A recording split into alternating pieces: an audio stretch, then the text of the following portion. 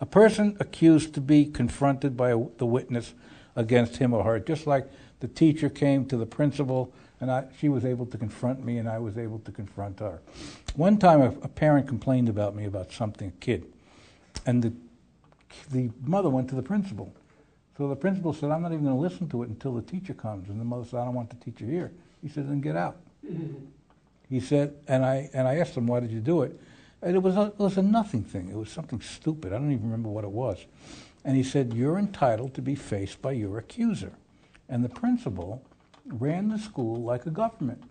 And he made sure that the students and the teachers and the janitors, everybody employed in the school, had their constitutional rights guaranteed to them. Now, the accused has the right to obtain a witness in his favor or her favor, and the accused must be given the right to have assistance of counsel. Now, that's the key. That's Amendment 6, by the way. I'm sorry. Let me go over it again. In all criminal prosecution, the accused has the right to a speedy jury trial. So the accused is taken care of here. Boy, what happened to the definition of speedy? Let's discuss that. I mean, how speedy could it be? It depends on the case.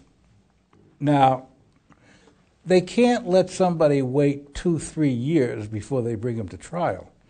Now, sometimes somebody is remanded into custody and they have to wait a year to get a trial, and they could probably sue, and if it goes to the Supreme Court, it wasn't a speedy jury trial, but the Constitution says that you're entitled to a speedy jury trial by an impartial jury, and that's the key.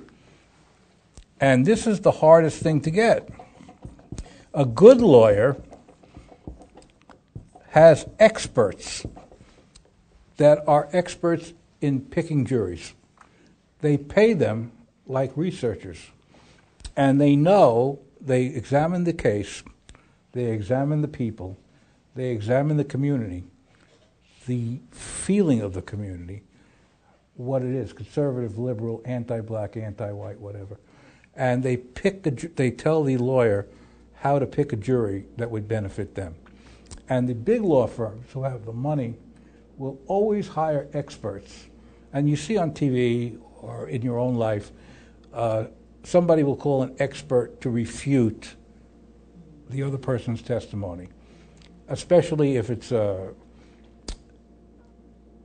case about child abuse or spousal abuse. Everybody has a theory and everybody has cases, and they call these so-called experts to the stand. Now, I have a friend who's a chiropractor, and he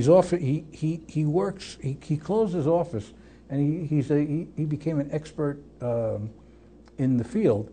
So if an insurance company hires him and they show him, and let's suppose somebody's trying to get a lot of money out of an insurance company on a fake car accident, he will look at the x-rays and he will decide whether the guy is legitimate or not legitimate. Now, the person accused, let me get to the Sixth Amendment here.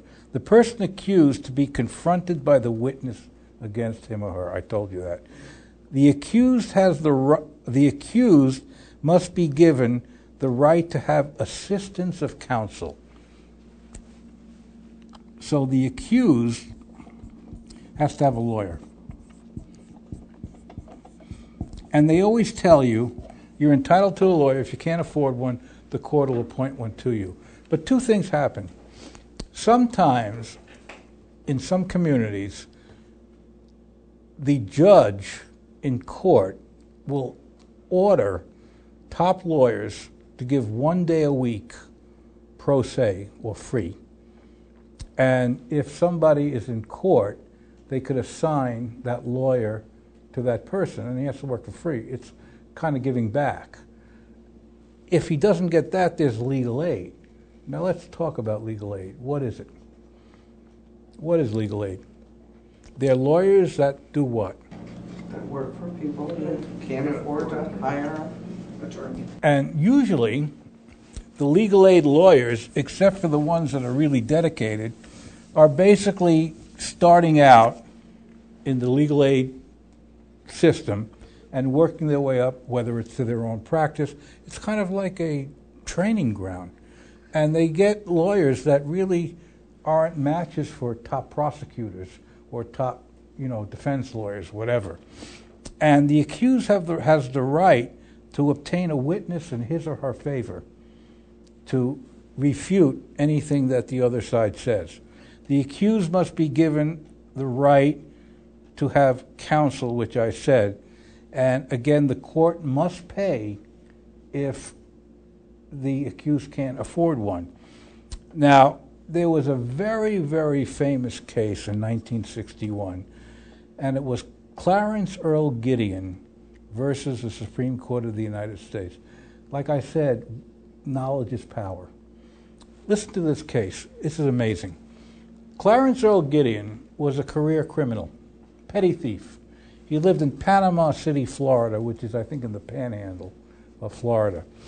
And he was in and out of jail since he was a teenager. But petty stuff, robbing, breaking and entering, nothing violent, but not that he wouldn't do anything violent.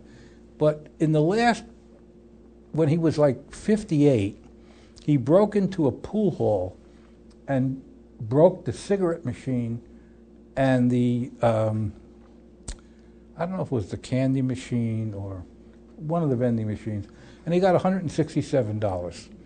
And then he went to a tavern to have a beer, and the cops chased him, and they got him. So when they arrested him and he went to court, he said, I don't have a lawyer. So the judge said in Florida that you're only entitled to a lawyer if it's a capital offense. And a capital offense is murder. And Clarence said, it doesn't matter. I have to have somebody represent me. He had a 6th grade education, maybe an 8th grade education. So considering he didn't know too much, he was always in trouble, so he knew something, so he defended himself, and he did a pretty good job. However, he was no match for the district attorney, and he lost. When he got into jail, he made a movie playing himself, and I saw it maybe when I was in the 11th grade. And they gave him a tablet with lines and a little pencil, all these little pencils, they looked like eyebrow pencils. And he wrote page after page after page to the Supreme Court of the United States claiming that he was denied his right to counsel. And even though it was in Florida, and even though the judge said it was a capital case, it didn't matter. He had no funds, and the judge should have appointed a lawyer for him.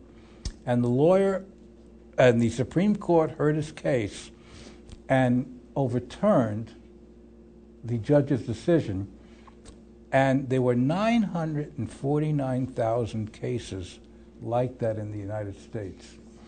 So each case was examined, and many were set free on a technicality because they didn't have the right to counsel.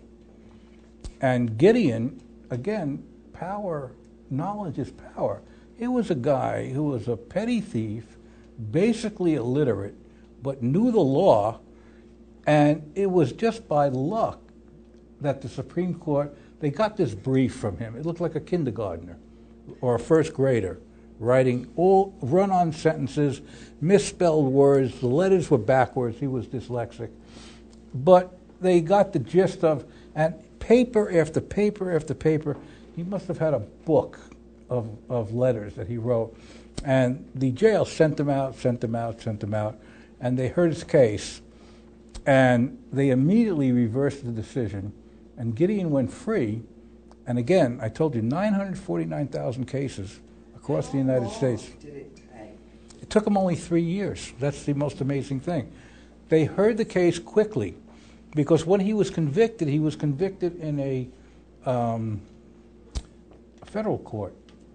And when he went to jail, he said his only recourse was the Supreme Court. And they didn't have to hear it, but they felt that it was such an important precedent that this man who had no resources, was put in this position, and the justices agreed to hear his case. It was luck. And also, the timing was right. And it was such a glaring error in the Sixth Amendment that they heard the case and Gideon went free.